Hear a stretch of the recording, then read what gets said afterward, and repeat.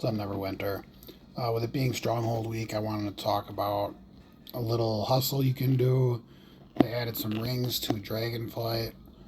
Now, it's not really needed for guilds nowadays. A lot of your guilds are rank 20.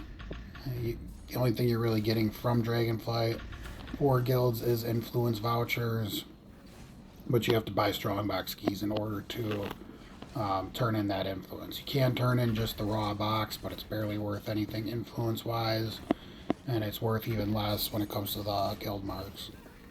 I'm kind of just fast forwarding through these dragon kills here, but what you're looking for is legendary rings.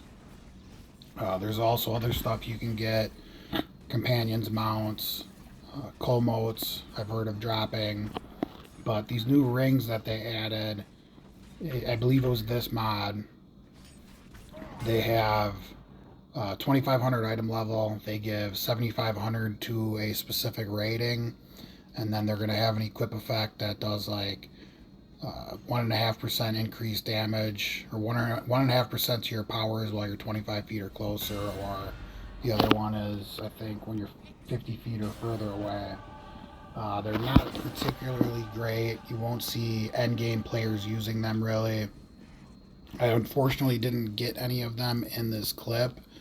However, from running dragonflights, the past couple weeks with my alliance, I have gotten a few of them to drop. I got a ruby ring, a couple ivory rings. I got one other one. I can't remember which one it was, but they all sold fairly quickly. Posting for the cheapest price on the auction house, the ivory rings were going for anywhere from 200,000 to 300,000 astral diamonds, and then I also sold a ruby ring for 550k. So it's a decent little hustle for you to do. When you run it with your alliance, if you get enough people together, it doesn't matter if people are bringing alts that are either under geared or lower level. These dragons are really easy right now. They only take about a minute to kill if you got a large group of people like this. If you do have more than 20, a couple people just have to stand back and just not participate. They will still get rewards just for being in the stronghold. And the way I've been telling my guild as I'm hosting these, the way we've been going about this is, in advance of the dragonflight, pick a day that you want to do with your alliance, or a couple days or whatever. Go around and look for the different colored dragon quests on each of your tunes. Here I'm looking for these Prez wards, and I found out that they're account bound, which kind of sucks, but they don't drop that often anyway, so not a big deal.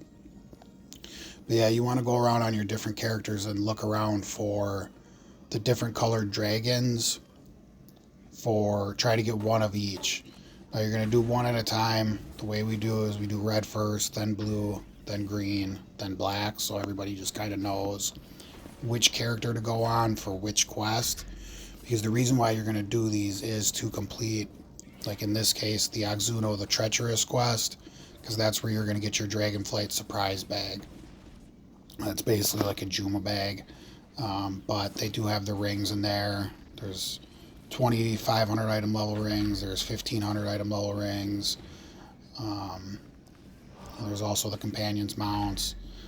You get some currency for the Dragon Slayer campaign, not really a big deal. You just buy that on the Zen market for pretty cheap. When going back to the stronghold, this right here is an option. If you load fast enough, you can just travel to Protector's Enclave and travel back. If you're in a different guild's stronghold within your alliance, you can just put your travel signpost down and just travel directly back to that same stronghold, and you'll get teleported back here with no load screen.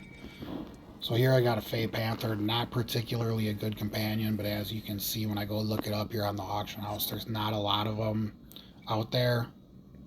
So I fast forwarded through that a little bit too fast, but it was going for 175,000. There was only one on the auction house. Probably not really worth it, but if you can't get it anywhere else, you want it for collections, you're gonna have to pay that, almost 200k. So that's pretty much it. Dragonflight in 2024 is pretty easy, and you guys have the benefit of me not having a whole lot of followers to find out that these rings are sellable, at least on Xbox. I don't know what they look like on PlayStation or PC.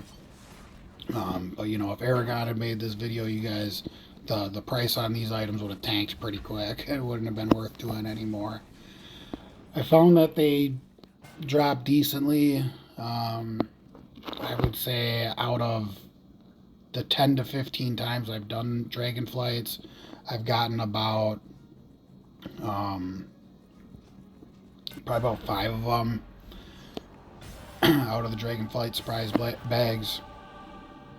I've gone on the trade house and I've recognized some gamer tags of people that are from my alliance selling them as well.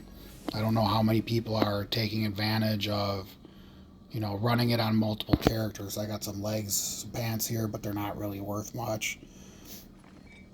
And I'll show you in a second here what the prices look like on the auction house and where you can find the rings in the collections. So I am looking for, you know, anything else that you guys want me to talk about. I know there's kind of a lack of content going on YouTube here. So players looking for any kind of information on something, anything you guys want me to discuss. I tend to stay away from direct builds. I can show you guys what builds I use on the tunes I play. But to me, it's pretty obvious nowadays what powers, feats you're going to be using. But if you do have questions about that, I can cover that. Any other topics you want me to go over, let me know and I'll make a video on it, whether it's short or long. And I've just tried to help spread some information out there about the game. So yeah, some of these rings, these are the 1600 item level rings. You can see these aren't worth too much. I think they're actually kind of overpriced, to be honest with you. I don't know. I did sell one of the Medic's Dragonflight rings for, I think it was like 100K, and it sold pretty quick. Here's the other ones. I'm sorry, 2400 item level rings, not 2500. So it's the polished dwarven rings. There's the diamond, ivory. And these may have come down a little bit as more people are finding out about running these to make money off of them. But regardless, it's still a good little hustle. You're going to get rough AD. You're going to get these polished rings. You got a chance at getting all types of different stuff. I've heard of people even getting paranoid delusions from running the dragonflights.